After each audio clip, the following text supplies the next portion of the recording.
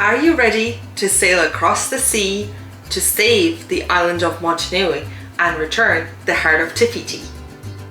Welcome back to the channel, folks, the Brick Sweethearts. In today's video, we're going to be reviewing set number 43252, which is Moana's flower pot. I have recently reviewed Isabella's flower pot from the movie Encanto, and if you haven't yet seen that video, make sure to go watch it. We'll link it below. And also subscribe to our channel if you're enjoying our videos, as we have more of them coming every single week. If you did watch my previous video with Isabella's flower pot, you will know that I was a huge fan of this whole concept of 2-in-1 Disney meets Botanicals, and since I am also a huge fan of the Moana movie, I just had to go down to my local Lego store and pick this up so I can review it for you guys in line with that same theme. But more importantly, so I can also build this for myself. Taking a preliminary look at the artwork on the box, I can see that we have an interesting pattern on the flower pot and also some new plants to build at the top as well. So I'm really excited to get into it and start building it, and I'm just gonna take it away, open it up and get right into it because I'm too excited to do a longer intro since I love this movie so much.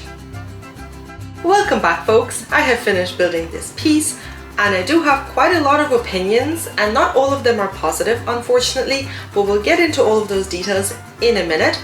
But first, let's talk about this little boat that we get on the side of the set, and it comes with two dolls, one of them being Moana herself, of course, and then Moana's pet pig, Pua.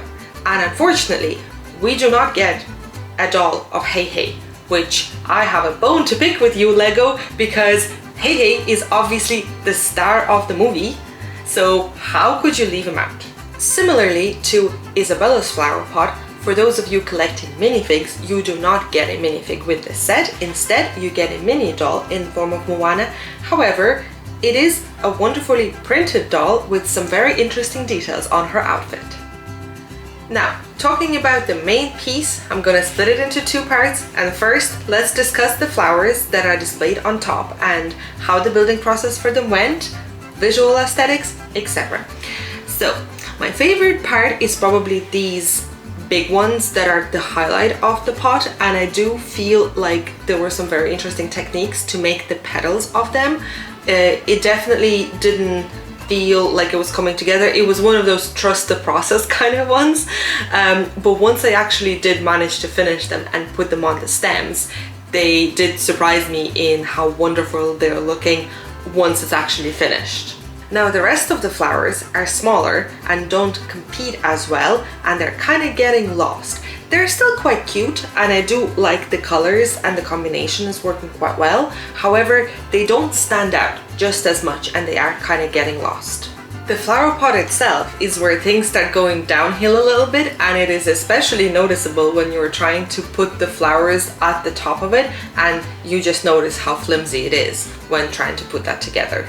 We get an interesting weaving pattern on the outside of the pot with these singular pieces that are placed in the opposite direction, and when you open it up you can really see glaring faults with this construction and it being not sturdy at all. The walls on the inside are mostly held by only one stud, making it very unstable when handling and also while building. Throughout the building process, this happened to me multiple times when I was trying to put things together or place the flowers on top, and it would just fall apart right in my hands and I had to try and put it back together, which didn't really create a very pleasant building experience for me.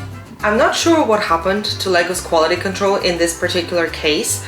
After all, this set is marketed at young kids, and if I personally struggled with putting it together, it would be even more frustrating for a young child. Let's remember that this is supposed to be designed to be a play set for the kids to open up and play with a doll and let their imaginations run wild. However, it is not sturdy and not stable at all, so I suspect that there would be a lot of broken pieces and a lot of disappointed kids who are trying to play with it because the sturdiness is just not there.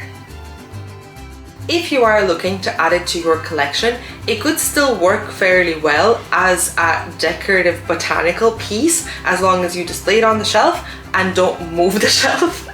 and just be very careful with it. However, I would not recommend it for the parents out there to get it for your kids, especially if they're fans of Moana movie and you were thinking it'd be a great Moana themed present, because you might end up being disappointed in the building process and then you might just be cleaning up Lego pieces all over your room constantly. Personally, I also wasn't a big fan of putting together the weaving pattern on the outside of the pot. I felt like the singular pieces weren't really easy to put on and they kept slipping out of my hand and it wasn't that enjoyable. And also, once I was kind of finished, I feel like the pattern doesn't look as good in real life in comparison to how it looks in the box, and I would have much preferred if they actually used a similar concept that they did with Isabella's pot, but just in a different color for this, because that one actually was sturdier and looked much better. For those of you curious what's on the inside of this flimsy pot, you get a day and night area on either side of the pot, which are decorated with stickers. The stickers are full of quite interesting details and they're not bad looking, I suppose I have to say. And we also get this little chest that contains fruit pieces, and you get a little pineapple and I guess an apple, maybe? Something that looks like an apple. So those are all the kind of little details that come inside of the pot, as well as the boat that I mentioned earlier.